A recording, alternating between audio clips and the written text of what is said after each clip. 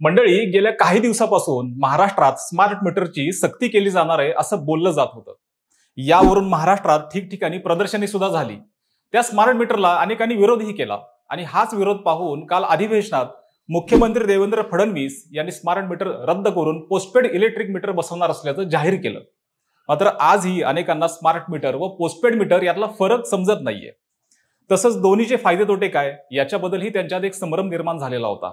काहींना आता पेट्रोल नंतर वीज बिलातूनही सरकार जास्तीचा भरणा करून घेणार असं वाटत होतं, तर काहींनी फिक्स रिचार्ज मारायचा आणि जितकी हवी तितकी लाईट वापरायची ही मोबाईल रिचार्ज सारखी स्कीम चांगली असल्याचं म्हटलं होतं। पण अनेकांचा याला मोठ्या प्रमाणावर विरोध होता। मंडळी, या व्हिडिओच्या माध्यमातून देवेंद्र फडणवीस नेमकं काय म्हणाले, ग्राहकांच्या आणि खास करून शेतकऱ्यांच्या खिशाला आता लाईट बिल परवडणार की नाही त्याचा सविस्तर आढावा या व्हिडिओच्या माध्यमातून आपण घेऊयात।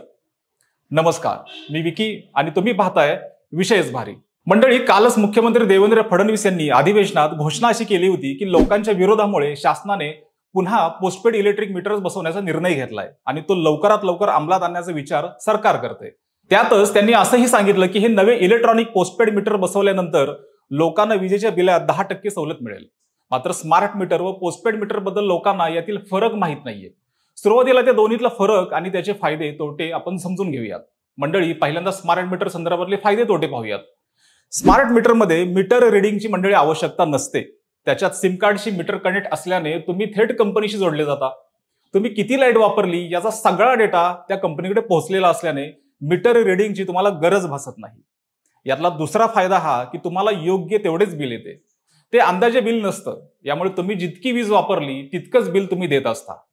या मीटरचा तिसरा असा फायदा की जर तुम्ही कुठं 10-12 दिवसांसाठी समजा बाहेर जाणार असाल तर मोबाईल ॲपद्वारे घरातील सर्व लाईट तुम्ही बंद करू शकता। याने तुम्ही तुमची त्या दिवसांची लाईट ही वाचवू शकता। म्हणजेच जितकी लाईट वापरली तितकेच पैसे तुम्ही देत असता। पुढचा फायदा असा की वीज चोरीपासून MSEBला सुटका मिळेल आणि वीज वाचली तर वीज कंपनीला फायदा होऊन तुम्हाला ते भविष्यात स्वस्त दराने वीज देऊ शकतात। तसंच तुम्हाला बिल जमा करण्याची प्रोसेस ही करावी लागत नाही, कारण या मीटरमध्ये रिचार्ज सुविधा असल्याने ही स्टेप देखील तुमची वाचते। मात्र हे स्मार्ट मीटरचे काही फायदे असले तरी काही तोटे सुद्धा आहेत। ते काय आहेत तेही पाहूयात। मंडळी, या मीटरमध्ये जर तुम्हाला नेटवर्क प्रॉब्लेम आला तर तुम्हाला तुमची लाईट नीट वापरता येणार नाही। म्हणजे असं की सर्व्हर डाऊन झाला, नेटवर्क गेलं तर लाईट तुम्हाला रिचार्ज असूनही वापरता येणार नाहीये। स्मार्ट मीटरचं दुसरं नुकसान असं की समजा तुमचा मीटर खराब झाला तर तुमचं बिल हे जास्त सुद्धा येऊ शकतं किंवा जेवढा तुमचा रिचार्ज आहे त्यापेक्षा कमी किंवा जास्त असं येऊ शकतं। याचा तिसरा तोटा म्हणजे जुन्या लाईट मीटरला जसं बिल भरणं राहिलं तर वीज बिल भरण्यासाठी 15 दिवसाची एक वाढीव मुदत दिली जायची, लगेच वीज कापली जात नव्हती। तसं स्मार्ट मीटरमध्ये नाहीये। रिचार्ज संपला, लाईट संपली असा विषय इथं आहे। यामुळे आर्थिक परिस्थिती कमी असलेल्यांसाठी हा मीटर निश्चितच नुकसानीचा ठरू शकतो। यासोबतच नव्या मीटरचे कागदी बिल आता तुम्हाला येणार नाहीये, जे असेल ते सर्व मोबाईललाच असेल। हे सगळे स्मार्ट मीटरचे फायदे तोटे असले तरी देवेंद्र फडणवीस यांनी आता पोस्टपेड मीटरच बसवले जातील असं सांगितलंय। आता ते पोस्टपेडची इलेक्ट्रॉनिक मीटर ही भानगड काय आणि त्याचे फायदे तोटे काय हे पण आपण जाणून घेऊयात। सर्वप्रथम तुमचे जे जुने मीटर आहेत ते सुद्धा पोस्टपेड मीटरच आहेत। त्यामुळे मुख्यमंत्र्यांनी जी घोषणा केली ते इलेक्ट्रॉनिक पोस्टपेड मीटर कसे असतील याची उत्सुकता सर्वांना आहे। असो, पण पोस्टपेड मीटरचे फायदे असे की तुम्ही बिल उशिरा भरले तरी ठराविक काळापर्यंत लाईट तुमची कट होत नाही। तुमचं बिल भरायला तुम्हाला मुदत दिली जाते।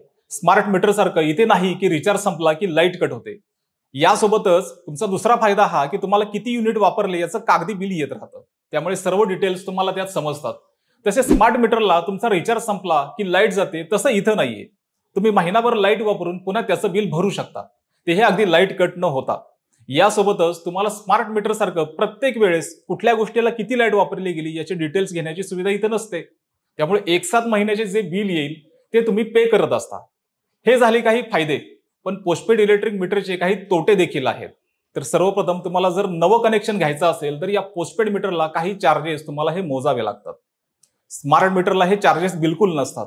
यासोबतच या साध्या मीटरचे मीटर चेकिंग कधी महिन्याने होते तर कधी 2 महिन्याने। तसं स्मार्ट मीटरचं नाहीये। साध्या मीटरचा दुसरा तोटा म्हणजे या साध्या मीटरमध्ये तुम्हाला बिलामध्ये 2.5% सूट मिळते, तर स्मार्ट मीटरमध्ये तुम्हाला 3% सूट मिळते। तसेच जुन्या मीटरमध्ये तुम्हाला सिक्युरिटी हे चार्जेस लागतात, तसे स्मार्ट मीटरला ते लागत नाहीत। मंडळी, स्मार्ट प्रीपेड आणि पोस्टपेड मीटरचे सर्व फायदे तोटे हे आहेत। मात्र भारतभरातून स्मार्ट मीटरला वाढता विरोध होतोय। त्याचंच काही राज्यात हे मीटर बसवले देखील, मात्र त्यात काही टेक्निकल इश्यू असल्याने अनेकांनी पुन्हा त्याला विरोध केलाय. हे सगळं पाहून महाराष्ट्रातील लोकांनीही याला विरोध करत दबाव निर्माण केला आणि याचमुळे मुख्यमंत्री देवेंद्र फडणवीस यांनी काल नवे स्मार्ट मीटर बसणार नाहीत, पोस्टपेड पण इलेक्ट्रॉनिक मीटर बसतील असं सांगितलेलं आहे. अर्थात याचा शेतकरी वर्गाला जास्त फायदा होईल असंही बोललं जातंय. मात्र काही राज्यात शेतकऱ्यांसाठी मोफत वीज असताना त्यावरही विचार व्हावा अशी मागणी आता केली जाते. तसंच पोस्टपेडमध्ये पण नवी इलेक्ट्रॉनिक मीटर बसतील या फडणवीसांच्या वाक्याने संभ्रम निर्माण झालेला आहे. आता सर्रास सगळ्यांच्या घरचे मीटर बदलणार का? त्यासाठी लोकांच्याकडून किती पैसे घेतले जाणार याबद्दल ही प्रश्नचिन्ह निर्माण झाले. त्यापुढे जाऊन केंद्र सरकारच्या प्रधानमंत्री सूर्यघर योजनेच्या धर्तीवर लवकरच राज्यात योजना तयार केली जाणार आहे असं म्हटलं जातंय. त्यातून 1.5 कोटी ग्राहक वीज बिल मुक्त होतील. 70% वीज ग्राहकांना या योजनेचा फायदा होईल असा विश्वास मुख्यमंत्री देवेंद्र फडणवीस यांनी विधानसभेत काल व्यक्त केला. त्यावेळी मुख्यमंत्री देवेंद्र फडणवीस असं म्हणाले की मागेल त्याला सौर कृषी पंप योजना आपण सुरू केली. 8 वर्षात राज्यात 1,84,000 पंप बसवण्यात आले. मागील 1 वर्षात 2.25 लाख पंप बसवले गेलेले आहेत. 2,75,000 कृषी पंपामुळे 14 लाख एकर जमीन सिंचनाखाली आली आहे. प्रधानमंत्री सूर्यघर योजनेत आपण देशात पहिल्या नंबरवर आहोत. 1,30,000 घरगुती ग्राहकांना 1,000 कोटीपेक्षा जास्त अनुदान देऊन रूप सोलार योजनेचा लाभ दिलेला आहे. केंद्र शासनाच्या या योजनेच्या धर्तीवर राज्य नवीन योजना तयार करत आहे. आपल्याकडील घरगुती ग्राहकांच्या 70% ग्राहक हे 0 ते 100 युनिट वीज वापरतात. त्यांच्यासाठी राज्याची योजना आम्ही तयार करतोय.